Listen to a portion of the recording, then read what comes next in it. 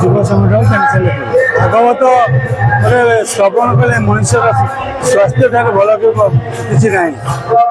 ମାନେ ଯେମିତି ପଢ଼ ନ ପଢ଼ ବଡ଼ ଗୀତା ଖାଅ ନା ଖାଅ ଖା ପିତା, ସେମିତି ଭାଗବତ ଯେତେବେଳେ ବୁଡ଼ି ଯାଉଛି, ଯେତେବେଳେ ଭାଗବତ ଟୁଙ୍ଗିରେ ଲୋକ ଭୁଲି ଯାଉଛନ୍ତି, ସେତେବେଳେ ଆମେ ଉଦୟ ହେଇଛୁ ଏବଂ ସମସ୍ତଙ୍କ ମତେ ପ୍ରାର୍ଥନା କରୁଛୁ ଭାଗବତ ସମସ୍ତେ ଘରେ ଶ୍ରବଣ କରନ୍ତୁ। ଏବଂ ସବୁ ଭାଇମାନଙ୍କର ପାଖରେ ମୁଁ ଏତିକି ଅନୁରୋଧ କରୁଛି, ସବୁ ଭଉଣୀ ଅନୁରୋଧ କରୁଛି, ସମସ୍ତେ ଭାଗବତ ଶ୍ରବଣ କରନ୍ତୁ ଏବଂ ପଢ଼ନ୍ତୁ। ତା ସହିତ ସଂସ୍କୃତି ବଞ୍ଚିବ, ସଂସାର ବି ବଞ୍ଚିବ। ମୁଁ ଭଗବାନଙ୍କୁ ତ ପ୍ରାର୍ଥନା କରୁଛି, ଜଗନ୍ନାଥଙ୍କୁ ତ କହୁଛି ଭାଗବତର ଚର୍ଚ୍ଚା ସବୁବେଳେ କରନ୍ତୁ, ଭାଗବତର ସାଙ୍ଗରେ ରହିକି ମିଶିକି ରୁହନ୍ତୁ। ମୁଁ ଯୁବପିଢ଼ିମାନଙ୍କ ପାଖରେ ପ୍ରାର୍ଥନା କରୁଛି, ସମସ୍ତେ ଭାଗବତ ଚର୍ଚ୍ଚା କରନ୍ତୁ, ଭାଗବତ ପାରାୟଣ କରନ୍ତୁ, ଗୀତା ଭାଗବତ କରନ୍ତୁ। ଯଦି କରିବେ ତାହେଲେ ସମସ୍ତଙ୍କର ଦୀର୍ଘାୟୁ ହେବ ଏବଂ ସୁଖ ପରିବେଶ ହେବ। ଯାହା ଚିନ୍ତା କରିଛନ୍ତି, ଯାହା ଚାହୁଁଛନ୍ତି, ତାହା ମଧ୍ୟ ପାଇପାରିବେ। ଭଗବାନଙ୍କୁ ପାଇବାକୁ ହେଲେ ତାଙ୍କ ଶରଣାଗତ ଯିବା ଦରକାର। ଭଗବାନଙ୍କ ପାଖରେ ଆମେ ଶରଣ ଯିବା, ସମସ୍ତଙ୍କ ପାଖରେ ଭଲରେ ରହିବା। ଜୟ ଜଗନ୍ନାଥ। କାର୍ଯ୍ୟକ୍ରମ କେତେ ଦିନ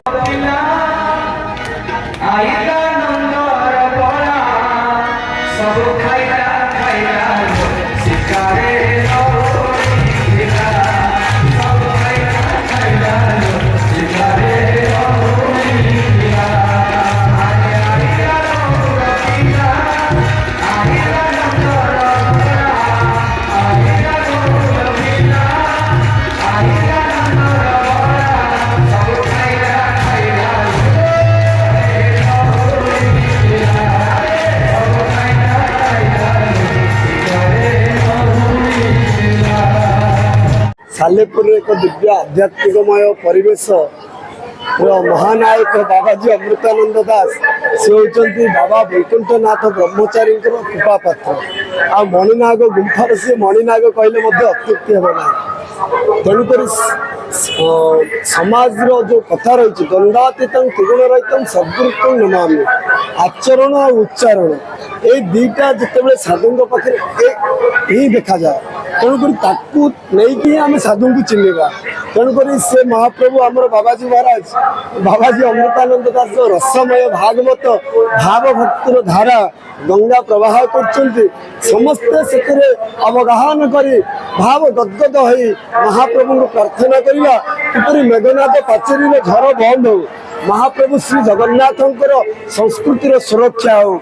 धन्यवाद देवी आमर श्रीमंदिर मुख्य प्रशासक से यथाशीघ्र तुरंत दिल्ली जाई महाप्रभु निमंते निजर भाव को प्रकट कर से कथा को ऊर्ध्व को नहीं महाप्रभु जगन्नाथ संस्कृतिर गुरुत्व को विश्व दरबार में प्रतिष्ठित कर भावुची यथाशीघ्र महाप्रभु जगन्नाथ पुरातन प्राचीन शिल्पी मानू नहीं सरकार जंत्री मंत्री संत्री तंत्री समस्ते महाप्रभु जगन्नाथ को प्रणाम करने सहित शरण जाई सेवा कर संस्कृति को सुरक्षा करवा एवं बाबाजी मैंने आम गाँ गाँव में संकीर्तन नाम माध्यम कलिजुग समस्त को जागृत करवा एवं समस्त आध्यात्मिक शक्ति उद्बुद्ध हो प्रबुद्ध हो सिद्ध हे ताहले गोटे गोटे व्यक्ति गुरु हेले भारत विश्व गुरु हो पार।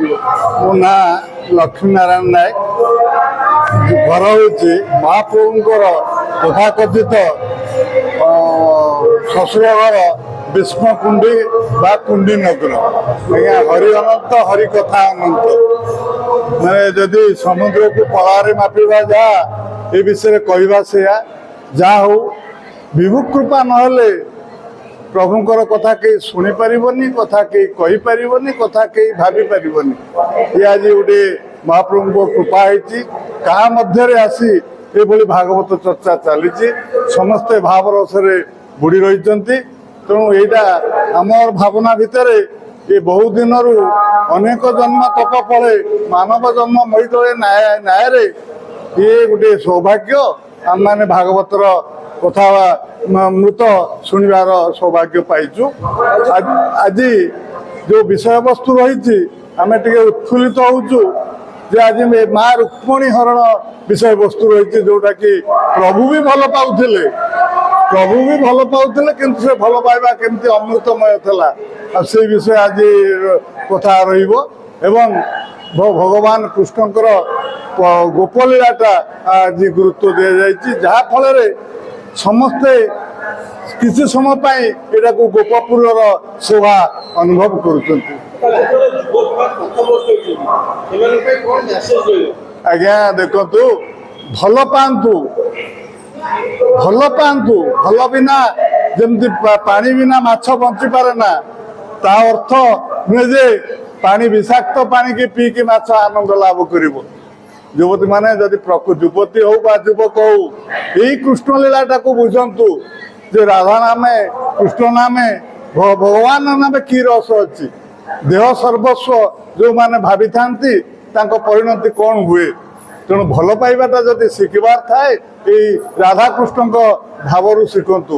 କାରଣ ରାଧା କୃଷ୍ଣଙ୍କର ସ୍ତ୍ରୀ ନୁହନ୍ତି କି କୃଷ୍ଣ ରାଧାଙ୍କର ସ୍ୱାମୀ ନୁହନ୍ତି, କିନ୍ତୁ ଭଲ ପାଇବାଟା ରହିଛି। ଯେତେବେଳେ ଗୋପରୁ ଭଗବାନ ପଳେଇ ଯାଇକିରି ଦ୍ୱାରକାକୁ ଯାଇଛନ୍ତି, କିନ୍ତୁ ଗୋପବାସୀ ମାନେ ଭାବୁଛନ୍ତି ଆମ କୃଷ୍ଣ ଆମ ପାଖରେ ଅଛି। ସେମିତି ବିଦେହ ପ୍ରେମ ହେଉଛି ପ୍ରେମ।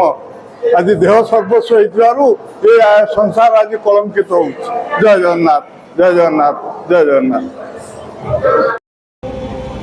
ମନ୍ନାଥ ଶ୍ରୀ ଜଗନ୍ନାଥ ମଦ୍ଗୁରୁ